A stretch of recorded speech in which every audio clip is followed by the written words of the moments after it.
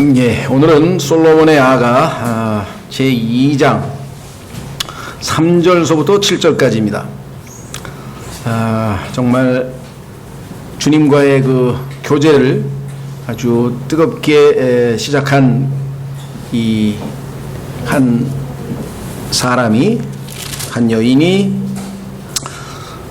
주님을 통해서 이제 많은 공급을 받고 또 주님에게 자신의 신앙 고백도 하고 또 주님의 칭찬도 얻고 이렇게 지금 주고받으면서 정말 주님을 알아가는 그 기쁨을 누리고 있습니다.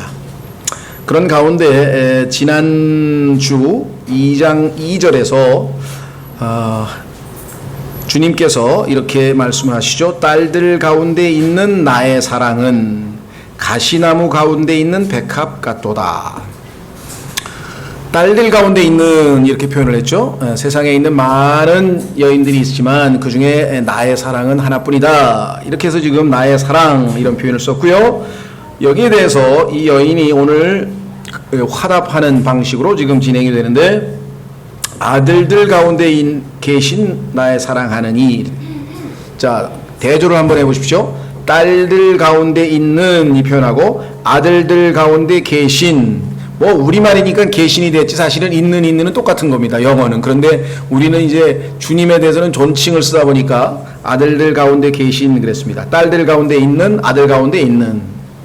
하나는 남자고 하나는 여자라고 하는 게 분명히 드러나죠. 예, 서로가 지금 상대방을 드높이는데 딸들 가운데 나의 사랑이 최고다 이런 표현을 말씀하고 있는 거고, 거기에 대해서 아들들 가운데 계신 나의 사랑하느니. 그러니까 주님께서는 교회를 향해서 또는 그리스도인을 향해서 나의 사랑이라고 부르고 my love라고 부르고, 반대로 이 여인은 주님에 대해서 나의 사랑하는 이라고 하는 표현을 my beloved이라는 표현을 사용했다는 것 염두에 두시면 앞으로 누가 발언하고 있다, 누가 누구에게 발언하고 있다, 이게 아마 충분히 이해가 되시겠죠? 좀 울리시나요?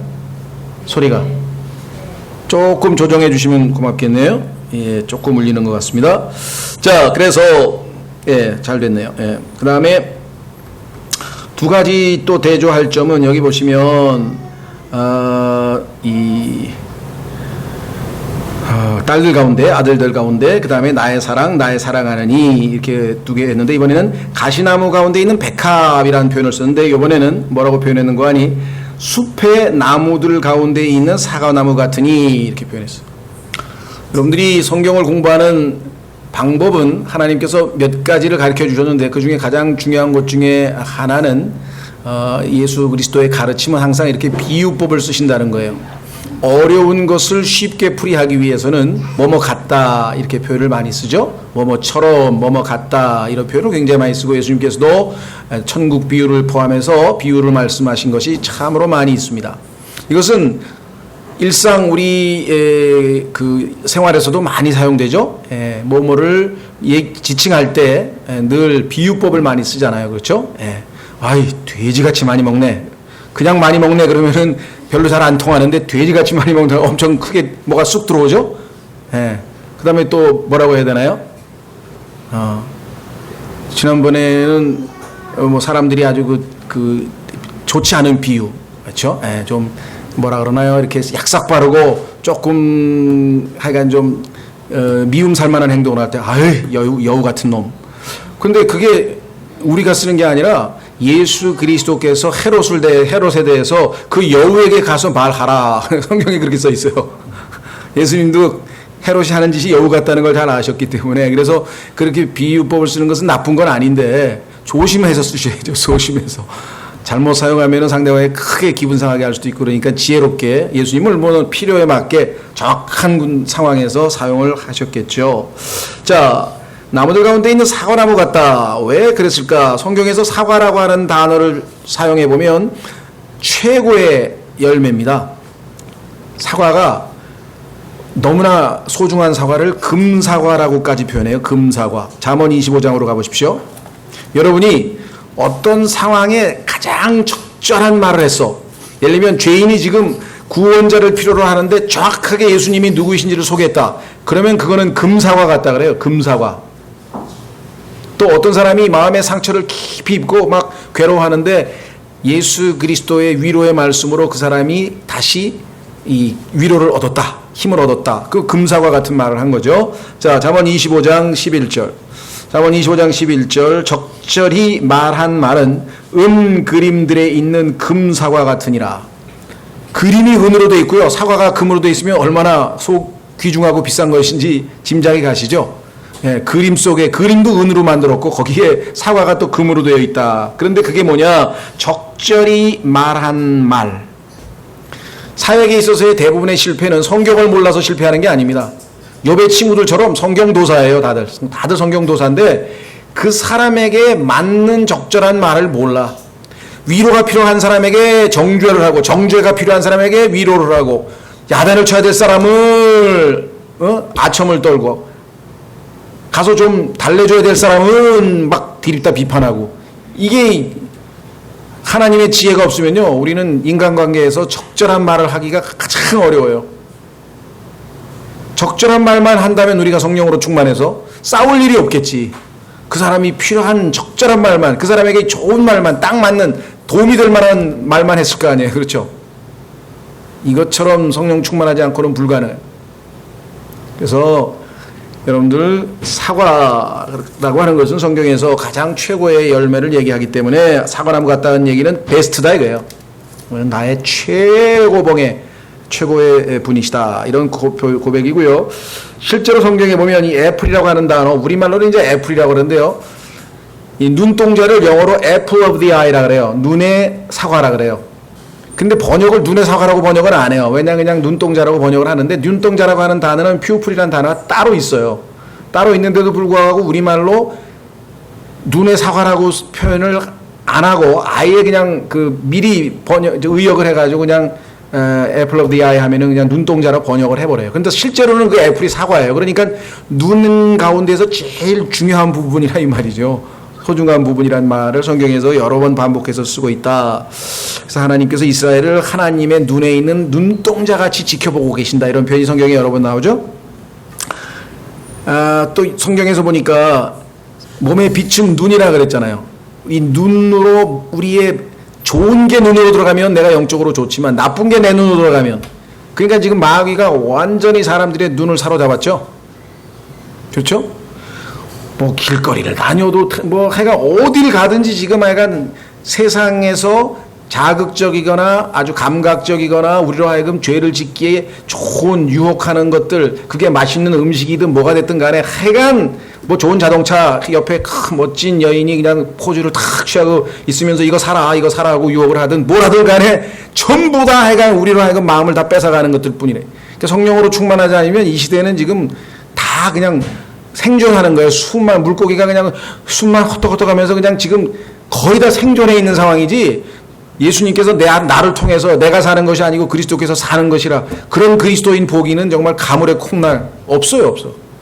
전부 다 생존하기도 바빠. 왜? 하도 악한 환경 속에서, 물론 환경 탓을 하는 건 아닙니다. 당연히 성령 충만하면 그것을 다 이기고도 남고요. 이 세상에 어떤 시대에도 다 시험거리는 있었겠죠. 어쨌거나 그래서 몸에 비춘 눈이라고 하셨으니까 눈을 얼마나 소중히 여기시는가 주님께서. 그래서 이 가치가 있는 것이죠. 그래서 보호를 한다 이게. 그러니까 이스라엘을 하나님께서 사과의 눈동자의 사과처럼, 그러니까 눈동자처럼 지킨다는 얘기는 마치 우리 그 눈을 보호하고 가치 있는 것으로 여겨서 보호한다라고 하는 그런 마음으로 돌보신다 이스라엘을, 그런 뜻이죠. 그러니까 정말 특별히 돌보신다는 뜻으로 성경에서 사용하고 있다라고 하는 것. 안타깝게도 이 로마 가톨릭 교회에서 잘못된 전통으로 선악과가 사과나무라고 알려져 있고, 그 사과나무를 먹다가 목에 걸려서 남자들이 목젖이 튀어나왔다. 그래서 이것을 영어로 애덤스 애플이라고 하잖아요. 혹시 아시는 분 아시겠지만 이걸 아담이 사과 먹다 걸려서 툭 튀어나왔다 그래가지고 애덤스 애플이라고 이렇게 얘기를 하고요. 그래서 그런지 하루에 사과 하나 먹으면 의사도 필요 없다. 뭐 이런 영어 속담이 있어요. An apple a day keeps the doctor away 라는 표현이 있는데, 의사도 멀리 보내도 된다 뭐 이런 표현이 있는데, 모르겠어요. 저는 의학적으로 뭐 사과 반쪽이 뭐 아침에 먹으면 그게 굉장히 몸에 좋다는 소리도 저도 많이 들어서 지금까지 몇 년을 부지런히 뜻도 모르고 그냥 먹었는데 진짜 좋은 건지 안 좋은 건지는 나도 모르겠어. 어쨌거나 하여간 뭐 이유가 있겠죠. 그래서 사과에 대해서는 우리가 지금 살펴봤습니다. 왜 사과나무에다 비유했을까? 그렇죠? 그 다음에 아들들 중에서 그랬어요. 이 세상에 아담의 후손들 보면요, 정말 인간적으로 멋진 사람도 꽤 있습니다. 그렇죠?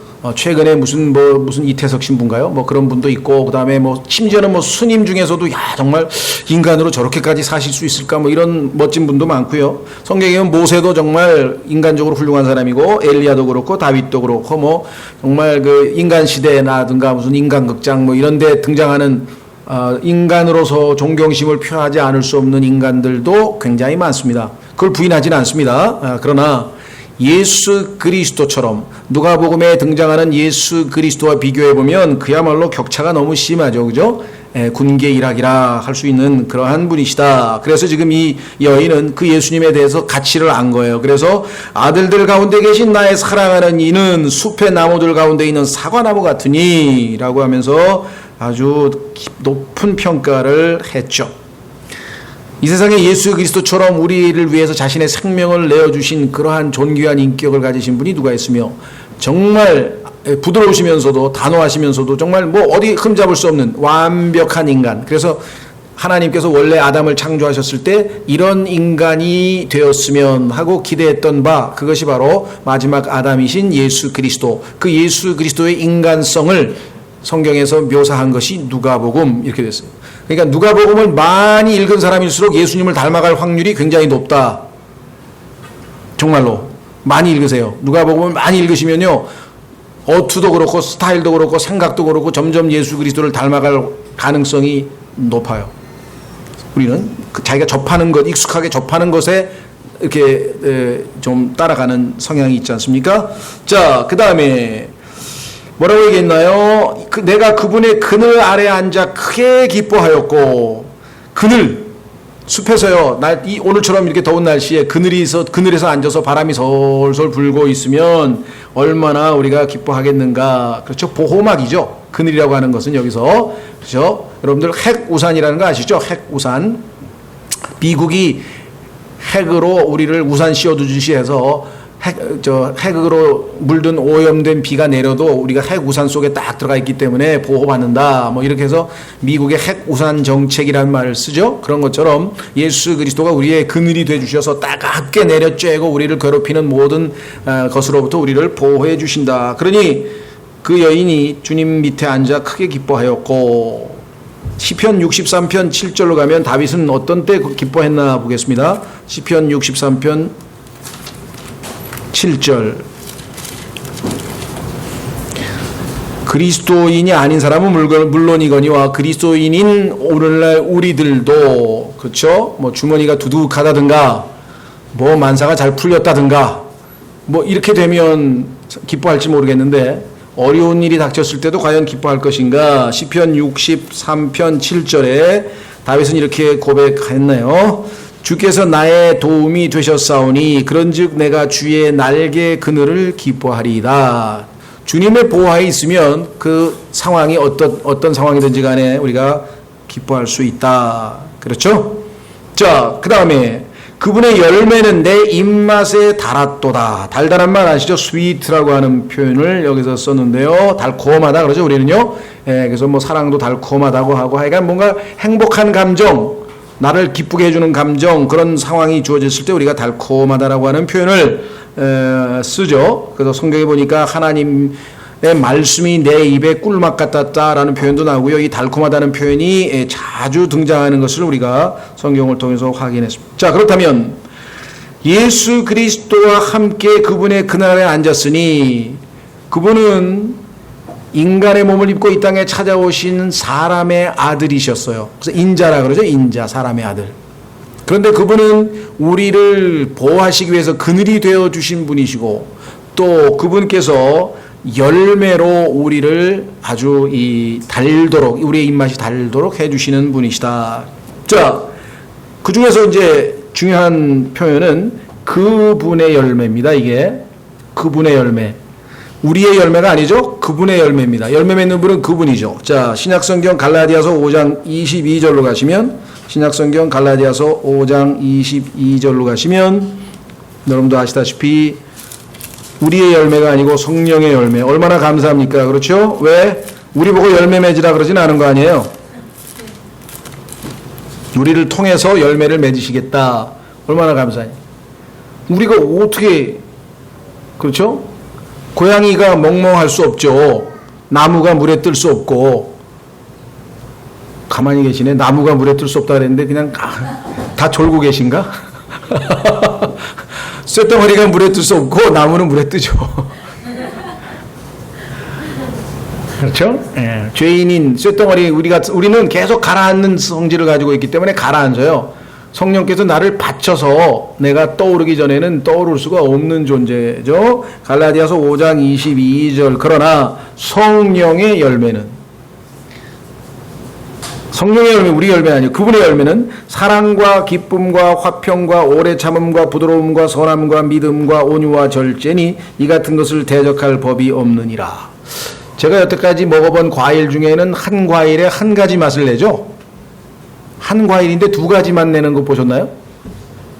못 본 것 같아요. 근데 성령의 열매는 9가지 맛을 내요. 열매가 여러 종류가 아니에요. 열매는 단수예요. 한 가지 열매밖에 없어요. 성령의 열매는 한 가지, 종류는 하나뿐이에요. 근데 맛이 다양해. 이쪽으로 먹어보니까 사랑의 맛이 났다가 저쪽으로 먹어보니까 인내, 참음의 맛, 오래 참음의 맛이 나고 저쪽으로 먹으니까 믿음의 맛이 나고, 이게 그냥 복합적으로 모든 걸 다 포함하고 있네요. 그렇죠? 자, 그래서 성령의 열매다라고 하는 말씀을 우리가 드렸습니다. 그래서 그분께서 우리 안에서, 우리를 통해서, 중요합니다. 그리스도께서 성령으로 우리 안에서 역사하셔서 맺는 열매지 우리가 맺는 열매가 아니라 그랬습니다. 흉내가만 내다가 우리가 괜히 정말 뱁새가 황새 쫓아가다가 가랑이 찢어지는 식으로 신앙생활을 내 힘으로 하려고 하면은 쭉 하다가 지쳐서 우리가 쓰러져 버리는 게 상례죠. 몇 번의 시행착오는 우리가 겪을 수밖에 없었죠. 왜냐하면 잘 모르니까 열심히 주님 섬기면 될 것이다 이렇게 해서 섬겨보기도 합니다만은 잘못된 건 없습니다. 왜냐하면 그런 훈련이 몇 번 반복이 되어야 또 우리가 요령을 알게 되고 이렇게 하는 것이구나 이것을 알겠죠. 자, 그래서 우리는 3절까지 봤습니다. 3절 한 절 보는데 풍성한 아주 이 내용이 많이 들어가 있네요. 그렇죠? 예, 이 한 절 속에 아주 어마어마한 풍성한 열매가 들어가 있습니다. 4절, 그분께서 나를 잔치집으로 데려가셨으며 내 위에 나붓기는 그분의 깃발은 사랑이었노라. 보세요. 아까 성령의 열매 중에 첫 번째 특성이 사랑이었잖아요. 그렇죠? 지금 처음에 주님께서 탁 한 입을 주신 그 열매를 딱 깨물었더니 그게 사랑의 그죠? 사과나무인데 사과나무가 아니고 성령의 열매를 하나 딱 깨물었더니 아마 사랑이 있었던 것 같아요. 사랑이었다. 자, 잔치집으로 데려갔어. 그랬더니 5절에 큰 포도주병으로 나를 지탱하시오며, 이게 표현이 조금 쉽지 않죠. 사과로 나를 위로하소서, 사랑으로 인하여 내가 병이 났나이다. 우리도 과거에 보면 상사병에 걸린 사람들 많죠. 예. 성경에도 상사병에 걸렸던 사람이 하나 있었는데, 다윗의 아들들 중에 암논이라는 자가 있었는데, 압살롬의 누이 다말에 필이 꽂혀가지고, 그래서 성경에 보니까 병이 났다 그래. 상사병에 걸렸다. 예? 참, 주님을 향한 상사병이 걸리면 얼마나 좋겠어요. 그렇죠? 예. D.L. 무디라고 하는 사람이 쓴 간증에 보면요, 주님께서 자기에게 너무나 사랑을 폭포수처럼 부어서 너무 감당을 못해서 고만 사랑해 주십시오라고 기도했대요. 난 그게 과연 있을 수 있는 기도인가? 부럽기도 하고 그렇잖아요. 그렇죠?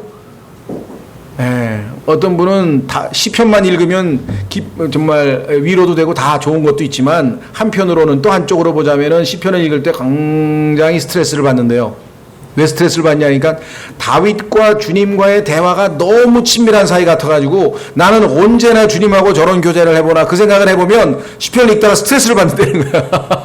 그건 좀 시기심이라고 해야 되나? 그러니까 뭐 좀 질투심이라고 해야 되나? 그런 거겠죠. 그렇죠? 그것도 이해가 돼. 왜? 나도 이렇게 시편 기자처럼 그냥 쭉 하고 막 주님하고 이렇게 친밀하게 대화를 하고 뭐 내 마음의 묵상이 다 뭐 이렇게 했으면 좋겠다. 뭐 시편 23편처럼 뭐 부족함이 없다고 고백하고 막 이런 시가 막 내 입에서 주님하고 나왔으면 좋겠다. 라는 갈망의 표시로 때로는 스트레스를 받는다 그 뜻이겠죠. 좋은 뜻으로. 자, 여기 보시면 상사병이 났는데 처음에 자 4절 그분께서 나를 잔치집으로 데려가셨다. 이 잔치집 우리도 잔치집 가는 걸 뭐 마다할 리가 없겠는데요. 잔치집은 두 가지입니다. 여기 보시니까 상사병이 나와 있죠. 그 다음에 사랑이 4절에 나와 있고 그 다음에 잔치집이니까 포도즙 마시고 먹고 그러니까 예수 그리스도를 만나면요 배고픈 우리가 배부르고 목이 말라 하는 우리가 만족, 갈증을 해소하고 그 다음에 사랑에 굶주린 우리에게 사랑이 넘치게 되는 거예요. 그거보다도 이 세상 죄인에게 이 세상에 수고하고 무거운 짐을 지고 가는 죄인에게 더 필요한 게 뭐가 있겠습니까? 주님께서는 가장 필요한 걸 아세요. 뭐냐? 우리에게 필요한 것 먹을 거하고 사랑이야. 먹을 거하고 사랑. 부모가 자식에게 주는 게 뭐예요? 먹을 거하고 사랑이야. 그거 말고 자식이 부모에게 뭘 더 원해요? 성경은 이와 같이 아주 실질적인 책입니다. 창세기 3장에 보면 맨 먹는 얘기가 나와가지고 좀 고상한 종교적인 사람은 그런 거 읽으면 이거 수준이 왜 이렇게 나죠? 이거 뭐 먹다가 뭐 이거 왜 이래? 그건 아니에요. 영적으로 깊이 들어가면은 하나님께서 우리를 만족시키는 방법은 사랑과 먹는 건데 영적인 말씀의 양식과 하나님의 임재를 통한 성령을 통한 우리 마음에 넓게 사랑을 부어주시는 것 그 두 가지로 우리를 늘 흡족하게 해주신다. 그러니까 잔치집이죠.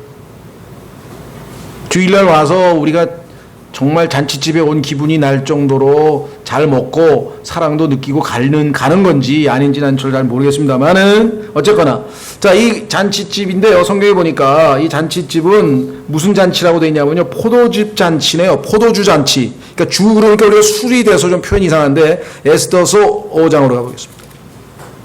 에스더서 5장으로 가면은 잔치가 벌어지는데 포도주의 잔치란 표현이 나와요. The banquet of wine이라는 표현이 나오는데 에스라서 5장 6절 에스라라 그러네? 에스더 죄송합니다. 에스다라가 아니라 에스더. 예, 제가 피블 마인드라고 얘기했죠. 정신이 오락가락.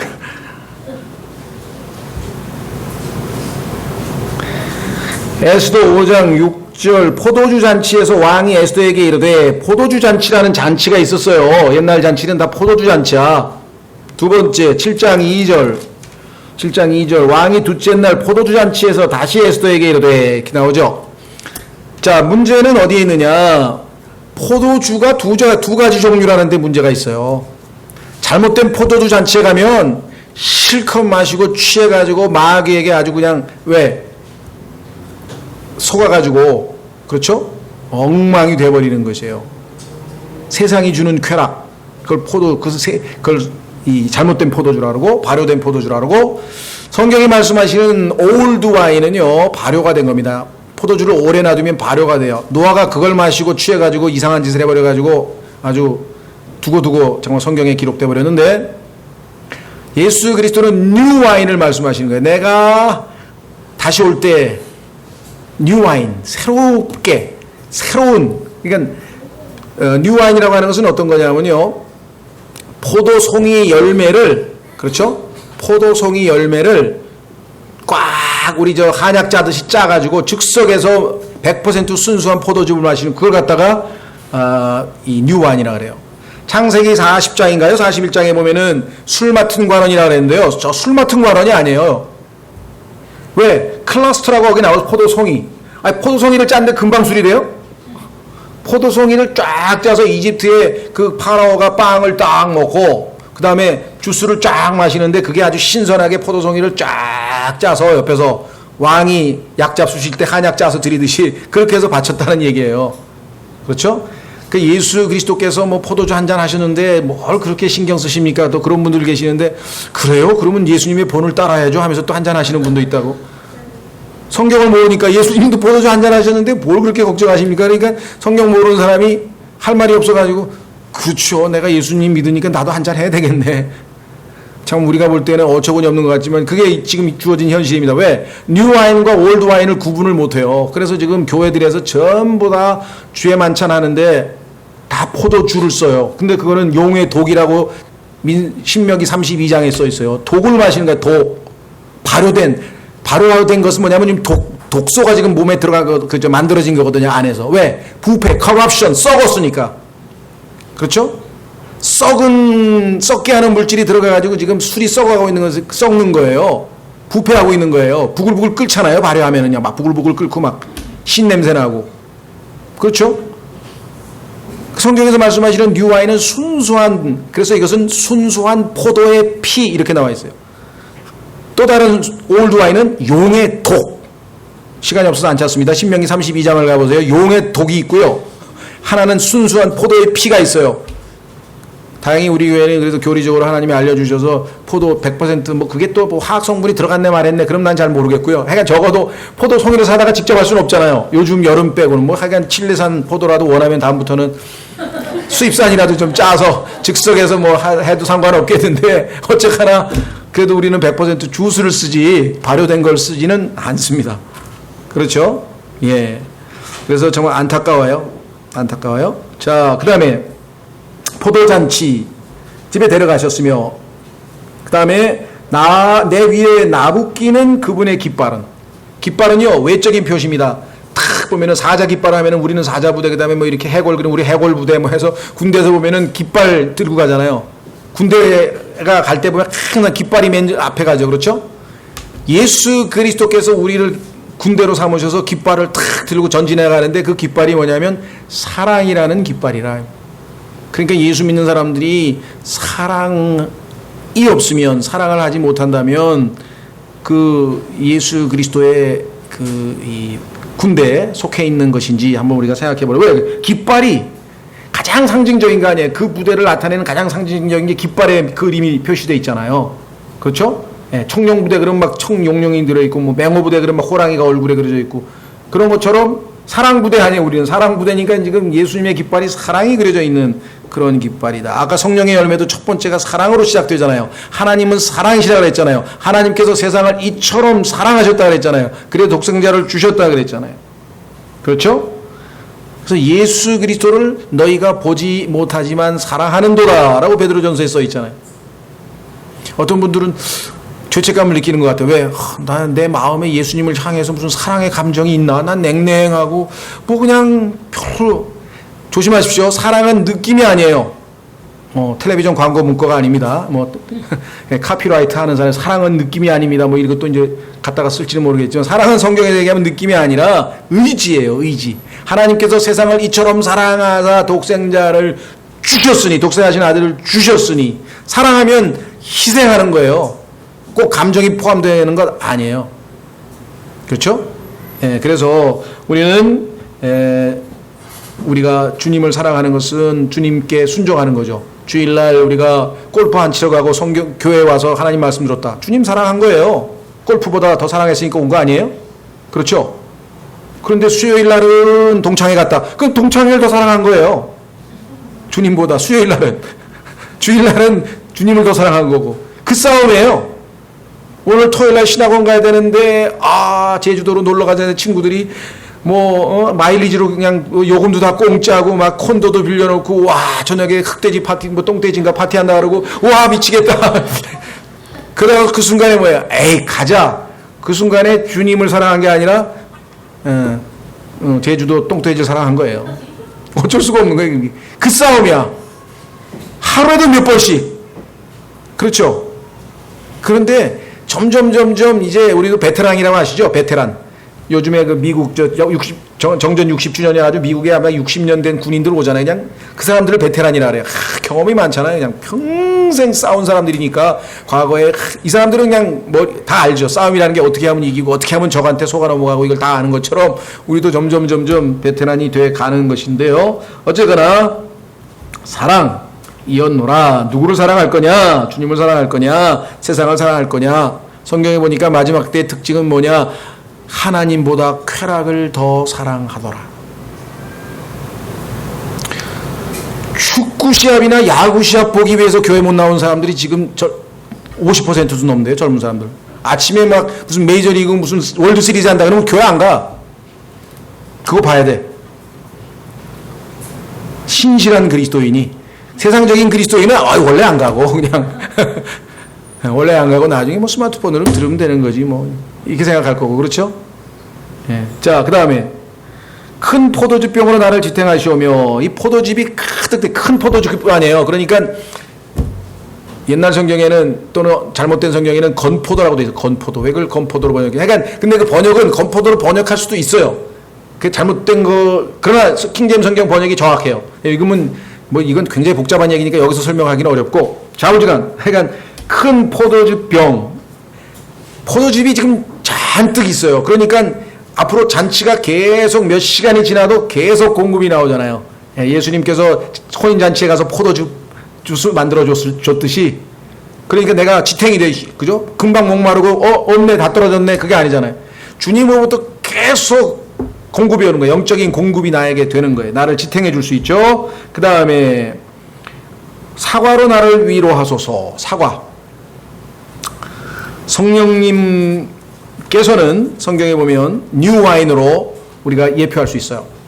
성령으로 충만한 것과 술에 잔뜩 취한 것과 대조해서 성경에서 얘기하고 있죠. 너희는 술 취하지 말고 성령으로 충만하라 그랬잖아요. 그러면 새로운 포도즙이 성령님이라고 한다면 우리 안에 내주하시는 성령님께서 여기 나와 있잖아요. 열매를 맺혀주시는데 그 열매의 특징이 사랑이라고 한다면 얼마나 놀랍겠냐. 그 다음에 여기서 붙든다고 하는 말, 서스테인이라고 하는 말, 저기 뭡니까, 디탱이라고 하는 것은 내가 배가 고파서 쓰러지려고 하고, 목이 말라서 쓰러지려고, 허약해서 쓰러지려고 하는데 지탱해준다는 그런 의미이다 보니까 주님의 능력으로, 성령 충만한 능력으로 나를 지키시고, 보호하시고, 지탱시켜주신다. 이런 뜻이죠. 그뿐만 아니라, 성령님은 특징 중에 하나가 뭡니까? 성령님의 존칭이, 이름 하나가 요한복음 14장에 컴포터, 위로자 아니에요, 위로자. 사과로 나를 위로하소서. 위로하시는 분이시죠. 안타깝게도 그걸 보혜사로 고친 성경은 위로자가 없어져 버린 성경이 있어요. 그거 읽으시면 큰일 나요. 위로자가 없잖아요. 거기 가면. 보혜사가 아니고 위로자라고 말씀하셨습니다. 그런데 그 위로는 구약 성경을 읽을 때 위로와 인내를 주신다 그랬어요. 그러니까 그냥 아무것도 안 하고 하늘에서 주여 성령님이여 위로해 주옵소서 사과를 보내주십시오 막 이러면 안 되고 성경을 읽을 때 구약 성경을 통해서 하나님 말씀을 읽을 때 우리에게 위로가 공급이 된다라고 성경에서 언급하고 있죠. 자, 그 다음에 여기 보시면 사과라고 하는 것은요, 그 중동 지역 요즘은 우리나라도 아마 사용할 것 같은데 이 뭐라 그러나 우리말로 뭐라 그러지? 아로마 테라피라는 거 들어보셨나요? 그거예요. 그러니까 구약 시대에는요, 이 사과가 아로마 테라피에서 가장 효과적인 것이에요. 요즘에는 암 치료도 아로마 테라피로 하잖아요. 그렇죠? 냄새로 다시 그 면역 체계를 증강시키는. 그래서 이 사과로 위로한다는 말이 그와 같은 영적으로 보면은 아로마 테라피의 원조라고 할 수 있는 것이 이게.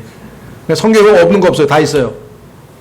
자, 사랑으로 인하여 내가 병이 났나이다. 사랑으로 병난 신부를 가만 놔두실 주님이 아니시겠죠? 6절에 보면은 관능적인 표현이다. 이건 성경에 있어서는 안 된다. 또 이런 사람들이 있어요. 그는 자기가 관능적이니까 그런 생각을 하겠지. 그분께서 왼손으로 내 머리를 고이시고 오른손으로 나를 껴안으시는도다. 위로하시고 북돋아 주셔서 상사병이 난 그 신부를 위로하시는 장면이 있죠. 그렇죠? 네.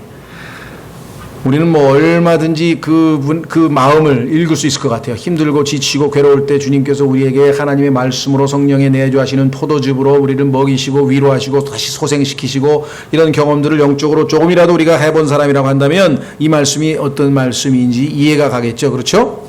예. 이런 표현 때문에 30살 되면 읽어서는 안 된다 그랬는데 유대인들은 자꾸만 이거를 문자적인 쪽으로 몰고 가면 그렇게 오해가 생길 수도 있겠죠. 7절 오 너희 예루살렘의 딸들아 내가 노루들과 들의 암사슴을 두고 너희에게 당부하노니 너희는 나의 사랑하는 이가 기뻐하기 전에는 그분을 흔들지도 말고 깨우지도 말지니라. 7절은요 조금 의견이 분분한데 대부분은 다 이것을 예루살렘의 딸들은 아까 이스라엘이고 그 다음에 뭡니까 나는 지금 주님의 몸된 교회이기 때문에 우리가 교리적으로 볼 때에는 지금 현재 있는 이스라엘 사람들이 예수 그리스도를 주무시고 계신 예수님을 흔들어 깨우지 못하도록 주님은 지금 현재 성경으로 보자면 이 주무시고 계신다. 그게 무슨 뜻이냐? 그러면 아예 눈 감고 주무시냐? 주무시도 아니고 졸지도 아니하신다 그랬는데 왜 주무시느냐? 그건 무슨 뜻인 거 아니? 적극적으로 지금 현재 이스라엘 역사에 깊이 초자연적으로 개입하거나 관여하지 않고 계시고 다만 섭리적으로 하나님의 뜻 가운데 진행되도록 내버려 두시는 거예요. 그러면 언제 적극적으로 관여하시는가? 그것은 이제 교회가 휴고되고 나면 본격적으로 이제 하나님께서 이스라엘에 관여하시게 되죠. 그런 의미에서는 지금 이 이스라엘과의 관점에서 보면 주님은 주무시고 계신다고 성경에 표현되어 있고 그래서 예수 그리스도의 재림을 잠에서 깨어나신다. 자다가 벌떡 일어나서 와 하고 소리를 지르는 모습으로 예수님의 재림의 모습이 구약에 반복돼서 나와요. 잠에서 일어나서서 깨서서 막 이런 표현이 나오면 이스라엘 백성들이 대환란 가운데 주여 우리를 빨리 살려달라 우리를 구출해달라라고 하는 외침이라고 하는 것을 우리가 지난번 천년왕국 때도 공부했고 여러 번 공부했기 때문에 여기서는 그렇게 이해하시면 되겠죠. 자, 그래서 예루살렘의 딸들은 지금 이스라엘이고 그 다음에 교회가 이 시대 교리적으로 우리가 그렇게 얼마든지 설명이 가능합니다. 그래서 흔들지도 말고 깨우지도 말라는 얘기를 우리가 지금 예수 그리스도의 재림 때까지는 그분이 원하셔서 재림을 결단하시기까지는 이렇게 깨우거나 그러지 말라라고 나와의 교제, 주님의 몸된 교회와의 교제 가운데 있는 주님에 대해서 방해하지 말라. 이와 같이 우리가 영적으로 해석을 할 수가 있겠죠. 다만 문제는 나의 사랑하는 이라고 번역을 했죠. 근데 실제적으로는 7절에 보면은 my love로 돼 있어요. 그러면 여태까지는 my love를 전부 나의 사랑이라고 번역했거든요. 근데 나의 사랑이라고 하는 표현은 아시다시피 남편이 아내에게 하는 칭호였고 아내가 남편을 부를 때는 나의 사랑하는 이 이렇게 불렀단 말이에요. 여태까지는. 근데 유일하게 여기 한 번은 나의 사랑이란 말을 남편이 아내에게 부른 것처럼 되니까 이건 아닌 것 같다 해서 7절을 예수님이 하신 말씀이 아니라 교회가 한, 즉 남자가 한 말이 아니라 여자가 한 말로 해석하시는 분도 있어요. 워치만 이 같은 경우는 그렇게 해석을 하시는데 문제는 여기서 my라고 하는 나의라고 하는 단어에 이탈릭체로 써 있어요. 그러니까 원래는 my love가 아니고 love예요 그냥. 그런데 영어로 볼 때는 love만 써놓으면 말이 안 되기 때문에 my love를 해서 지금 집어넣은 거거든요. 그러니까 히브리어 원문에는 my가 없어요. 따라서 우리는 이것을 my love이기 때문에 일관성이 있게 똑같이 이 남편이 아내를 부르는 칭호다 이렇게 단정 지을 수는 없어요. 더더군다나 뒤에 보면 그분을 흔들지도 말고 깨우지도 말라 그랬잖아요. 그러면 누가 얘기하는 거예요? 여자가 얘기한다고 봐야지. 여자가 그분이라고 할 거 아니에요. 우리 남편께서 지금 주무시고 계신데 방해하지 말라. 노루와 암사슴이 살금살금 기어가도 잘못하면 부스럭부스럭 소리가 나잖아요. 그러니까 깨우지 말라, 방해하지 말라. 그런 표현이란 말이에요. 그런 의미에서 봤을 때는 일관성이 있게 이것도 소위 말하면 여인이 나의 사랑하는 이를 깨우지 말라 이렇게 부탁하는 것으로 보는 것이 더 적절하지 않겠는가. 일단 저는 그렇게 생각을 합니다.